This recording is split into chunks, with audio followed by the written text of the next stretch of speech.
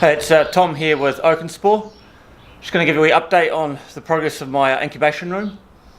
Originally, the garage I'm standing in here was going to be the fruiting chamber, but I ran some calculations and I figured out that I could fit a lot more bags in here that have been inoculated for incubation than I can in the room back there.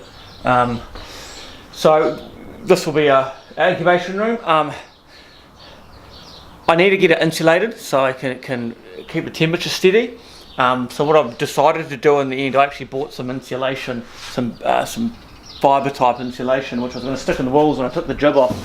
But I realised it probably wasn't the best because it's on a metal on the outside. If moisture condenses on that, it can actually absorb into the glass wall insulation, and glass wall insulation isn't that effective when it gets wet.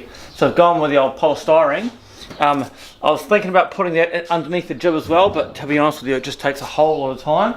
So the easiest thing I've done here is just I went down the road and got big sheets of it and attached it straight to the wall. So you can see I've just got long screws here, a little bit of wood which go through, and just connect it straight to a stud. So we'll get the whole inside of this garage covered with this, including the roof up between these parts up here, and I haven't started on this wall over here, but this will go right round, and then I'll put another secondary wall. I won't want to take this roller door off, so I'll put another wall right here, just so I don't have to bother taking that roller door down. So this is going to take me another few days, maybe into next week, since I have to build that wall. I've already got about 75 odd bags through the pressure sterilizer, no, the low pressure sterilizer I made, so or the no pressure sterilizer. So the sooner we get this better, the sooner we can move them out of that garage and into here for their incubation period.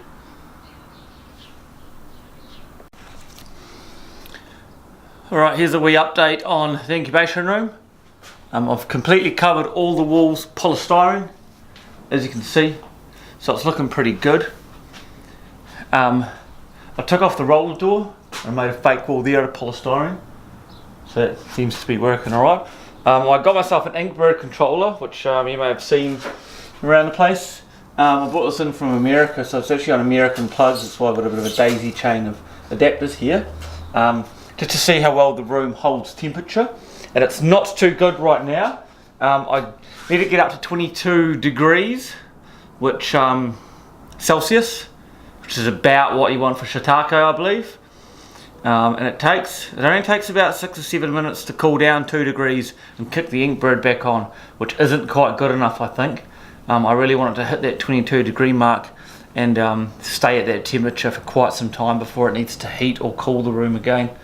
So I'm just working on the door now. If we look over the door here, there's a lot of air ingress around it. So I need to seal all the air just to stop. I think my big problem is with heat loss, what is it? Convection, conduction, or radiation.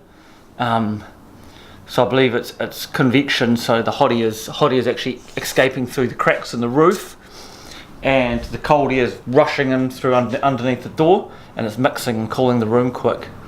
I don't think the heat will conduct or radiate out of this room that quickly. So yeah, I'll stick at it. Hopefully we can get the temperature leak down, and we can get it holding a solid 22 for quite some time.